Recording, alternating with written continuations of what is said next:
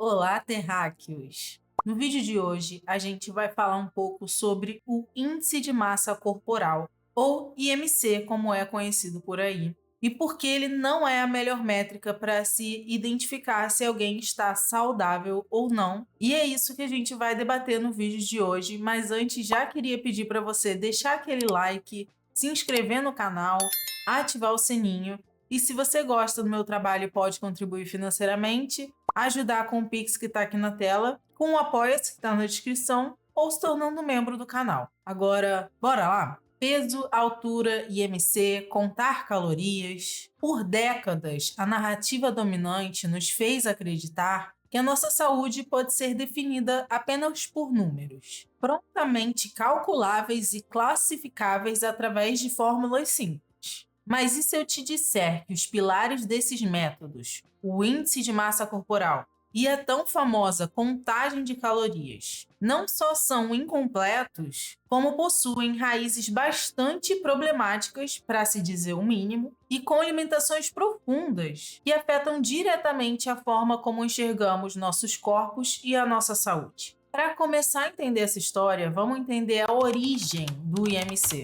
O Índice de Massa Corporal, ou IMC, como é conhecido, é a métrica mais popular na área da saúde e costuma ser utilizada para classificar indivíduos entre baixo peso, eutróficos, ou seja, no peso ideal, com sobrepeso ou obesos. Sua fórmula é bem simples. Basta dividir o peso da pessoa em quilogramas pela altura da pessoa em metros ao quadrado.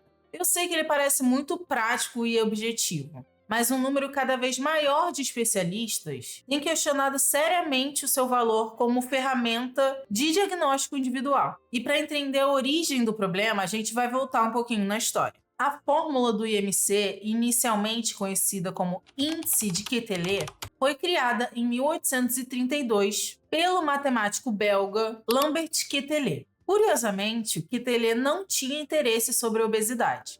Sua obsessão era definir as características do homem normal e aplicar a distribuição probabilística sobre populações. Ele baseou seus cálculos no imaginado caucasiano ideal do século XIX, ou seja, em qual ser humano seria o ideal de saúde. E é óbvio que esse ideal seria branco. E essa base teórica já é um grande primeiro alerta. O que era uma medida estatística para populações no século XIX, no século XX ganhou outro status, quando em 1972 o médico estadunidense Ansel Keys, o mesmo do vídeo da manteiga, popularizou o IMC. Keys usou um estudo composto apenas por homens brancos europeus para estimar a gordura corporal, transformando o índice de Quetelet no IMC que conhecemos hoje. Ou seja, uma medida criada para caracterizar populações baseada em um padrão branco, europeu e masculino, se tornou regra para ditar a saúde de todos os indivíduos. A Associação Médica Americana, uma das mais influentes entidades médicas do mundo, recentemente declarou que os padrões do IMC são racistas e não devem ser utilizados como uma única medida de saúde, devido ao preconceito racial enraizado no seu uso. A AMA classificou o índice como imperfeito e indireto, reforçando que ele colabora com a exclusão racista e não representa apropriadamente as minorias raciais e étnicas. A AMA reconhece que a eugenia está por trás da criação do IMC e que seus limites são baseados nesse caucasiano ideal imaginado. Isso é crucial porque o IMC não leva em conta diferenças étnicas, raciais, de distribuição de gordura corporal, nem diferenças de idade e gênero. Um exemplo disso é que pessoas com grande parte da sua constituição corporal de massa muscular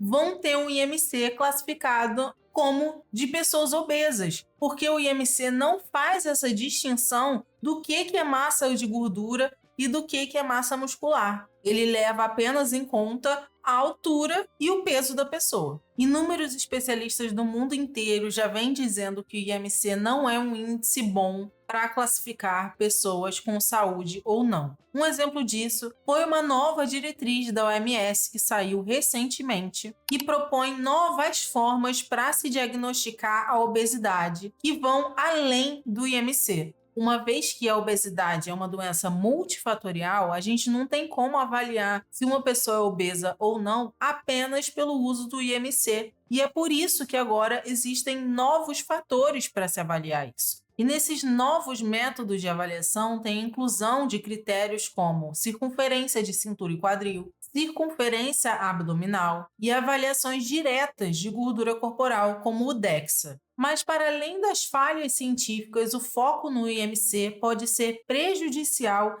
e nocivo, uma vez que pessoas classificadas com IMC alto podem sentir-se mal, levando a um quadro de desmotivação e até abandono de bons hábitos em saúde. E isso é algo que eu vejo frequentemente acontecendo na minha prática clínica. Pacientes que calculam o seu IMC por conta própria, se autodiagnosticam como obesos, acham que nunca vão conseguir atingir um IMC de eutrofia e com isso acabam desistindo do tratamento. Ou seja, esse tipo de foco excessivo no IMC e no peso afasta as pessoas do que realmente importa para a saúde. A construção de hábitos de vida mais saudáveis, com intuito para melhora de qualidade de vida. E essa interpretação redutiva do IMC se alinha ao que chamamos de reducionismos de biomarcadores, onde a saúde corporal é reduzida a números quantificáveis, exagerando seu papel e significado e descontextualizando o indivíduo de sua realidade sociocultural. Essa abordagem tem como único foco a perda de peso, sobre a suposição de que isso automaticamente vai melhorar a saúde, ao invés de priorizar padrões mais saudáveis de alimentação e exercício físico. Agora vamos entrar no segundo grande mito desse vídeo, o reducionismo calórico. A ideia de que a obesidade é uma simples questão de calorias que entram versus calorias que saem domina o discurso nutricional atual, sendo para muitos especialistas uma mera questão de fechar a boca. Essa visão simplista assume que a comida é uma simples massa indiferenciada de calorias, e o corpo é uma caixa preta que queima todas essas calorias na mesma proporção e na mesma quantidade. Ou seja, uma caloria de um hambúrguer seria metabolicamente idêntica a uma caloria de cenoura, que também seria metabolicamente idêntica a uma caloria de uma barra de chocolate. E foi essa visão que levou a campanhas por rotulagem de calorias em alimentos e restaurantes. Mas essa suposição é profundamente problemática. Embora a caloria seja uma forma de medir energia, é essencial a gente entender que ela não existe como elemento material. Ela é um conceito abstrato que mede a energia liberada quando um alimento é literalmente queimado, e não como ele é metabolizado pelo corpo humano. Assim como as vitaminas existem, as calorias não são algo que comemos. Elas são uma medida de energia potencial. O grande problema é que diferentes alimentos e seus componentes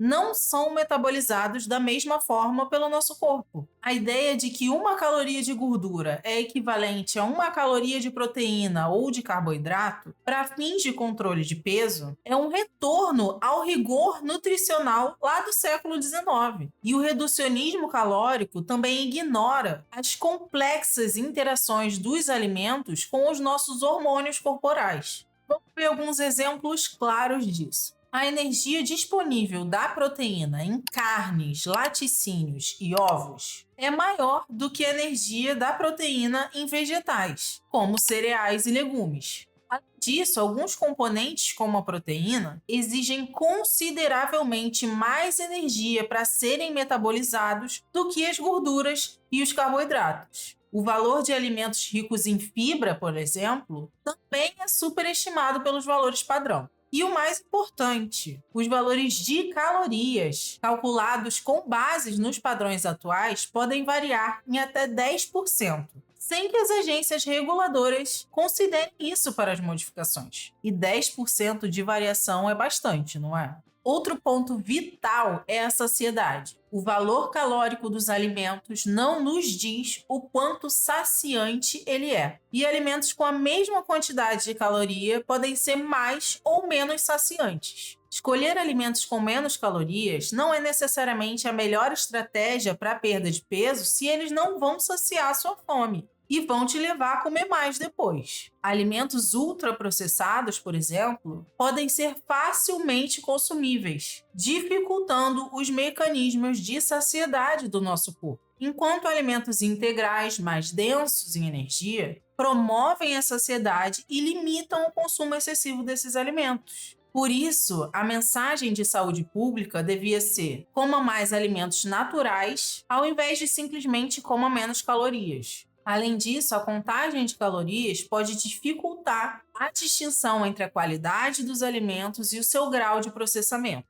Por exemplo, um alimento light ou zero é reduzido em calorias, mas não necessariamente ele é mais saudável. Muito pelo contrário. Muitas vezes, esses produtos são produzidos com aditivos químicos e ingredientes sintetizados para compensar essa redução calórica e manipulando também a textura e o sabor. Felizmente, essa visão de que uma caloria é uma caloria tem sido questionada cada vez mais. Um exemplo notável é o Guia Alimentar para a População Brasileira, que refuta a ideia de que comer é uma mera ingestão de calorias e ainda amplia o conceito de alimentação, inserindo a comensalidade como um fator essencial, estando inclusive entre os 10 passos para uma alimentação saudável recomendada pelo guia.